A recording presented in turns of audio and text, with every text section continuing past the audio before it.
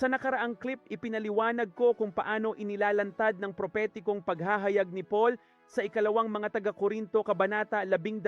ang 14 na taon ng pagtatapos ng mga araw o dalawang set ng 7 na siyang huling 27 ng 49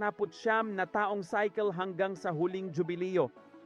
Kapag naunawaan mo ito at napagtanto na inihayag din niya ang pre, mid at post o Lucas, Marcos at Mateo at napagtanto na ang diskurso ni Marcos ay 7 taon ng mga selyo, ang kay Mateo ay ang 7 taon ng mga trompeta, mauunawaan mo na ngayon kung bakit tanging ang diskurso ni Mateo sa dulo ang nagsasabing, gaya noong mga araw ni Noe, dahil sa mga araw ni Noe at 100 araw, ang Genesis ay 100 taon at 8. Bakit mahalaga iyon? Sapagkat sa pagbilang ng Jubilee Cycle, ang huling ika-49 na taon ay 1 taon at 10 araw ang haba dahil sa ika-10 araw, sa araw ng pagbabayad sala, pinatunog ang shofar upang ipahayag ang huling jubileo.